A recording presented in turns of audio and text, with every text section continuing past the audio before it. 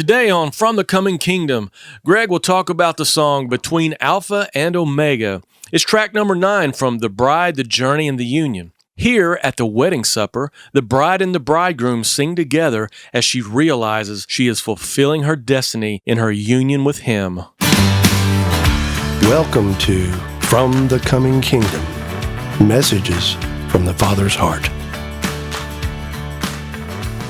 Well, Greg, we mentioned this song on our last podcast because we were talking about how you came up with this opening to the song after we had already started recording, and you hadn't even planned on it, but yet it worked so perfectly, this prelude. Tell us about this prelude. Well, here, we've come to the place where the bride is entering into the wedding supper of the Lamb, and that the main body of the song I had for a while, but the day that we were recording, I walked in and said, hey, I got something new as a prelude to put on the front. And this is, the whole thing is the bride and the bridegroom singing a duet together at the wedding. The prelude is the part where the bride stands up and sort of offers a toast. She says, you have brought us unto this banquet table, here to celebrate the marriage vows. And the wine that you have served is most excellent, for you have saved the best wine until now. And that's taken from John chapter 2,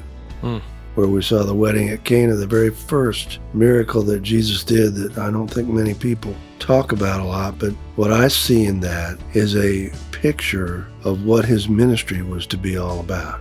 That's where he and his mother and his disciples were invited to a wedding, which could typify this final wedding supper we're talking about here. And of course, you know the story, they ran out of wine, and the very interesting symbology, I guess if that's a good word, is that Jesus told them to take the 6 stone water pots that were there for the purification of the Jews and fill them with water, which then became wine. So here we have a picture of the earthly vessel, which we are, humanity. Number 6 is the number of man. So these 6 stone pots are filled, and they become the best wine that anyone had ever tasted. And they're served at the last, after they run out of the... Which is not how they typically did things at a wedding feast. Exactly. You serve the best first, and when everybody's had a little bit, you get the cheap stuff out. There you go. That's the picture that we have here that we're talking about. And then the next statement comes right out of Song of Solomon, chapter 1. And that is just a beautiful book where the bride and the bridegroom are conversing back and forth. And on the second verse, the bridegroom says, your loving is far better than the wine, my love. For you have saved the best for last. So the picture there is this final wedding supper, we're going to be tasting the best wine, and we're going to be experiencing a love affair with our Lord like we have not ever begun to fathom. Well, tell me about the title, though, Between Alpha and Omega. I don't know. Again, here we are. I don't write in the songs. Between Alpha. Have you got a deeper revelation of that? Well, I think it has to do with the progression of the journey. And this is where the bride is all of a sudden realizing that she was predestined. She was foreknown before her birth. Song of Solomon 8, chapter 8, verse 5. The bridegroom says to the bride, I knew you. I saw you when you were in your mother's womb. Wow. That's when I spoke for you. That's when I awakened you. So we're getting the picture that you and I and all of us have been in the Father's heart from the beginning of time.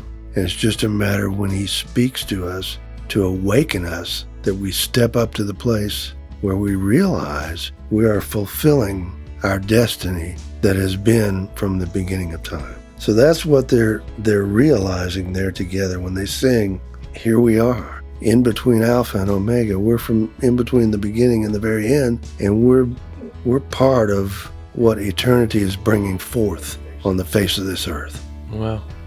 And I love how this song ends. You're saying, we are his invention connected to eternity, his transformation, and then in this holy union.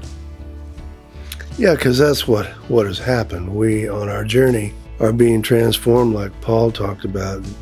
Be transformed by the renewing of your mind. That's the one aspect of humanity that has to be renewed, transformed.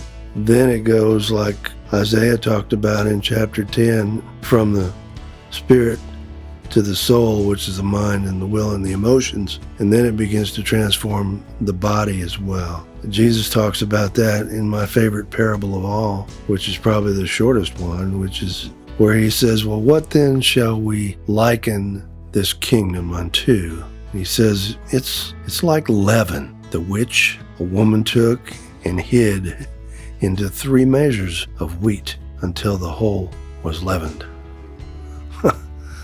A simple and pure and beautiful picture of what happens. We are triune beings. We are spirit, we are soul, we are body. It starts in the spirit when we are born again. Then as we feast upon his word, that spirit begins to transform our soul realm, the mind, the will, and emotion, transformed into his image, the mind of Christ. And then that continues on to where we are doing, like Paul said, by the spirit coming against or mortifying and putting to death the deeds of the body, so we shall live.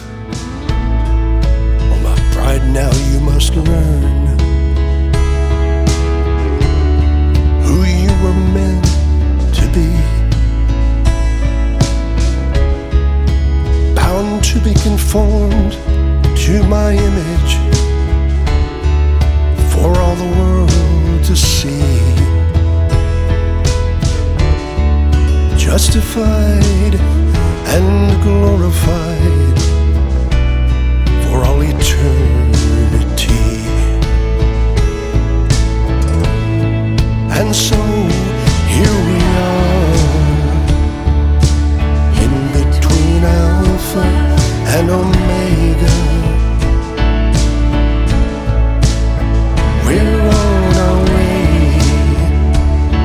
to becoming what we were meant to be. Now I realize I am that star that grows within me. We are his invention, connected to eternity.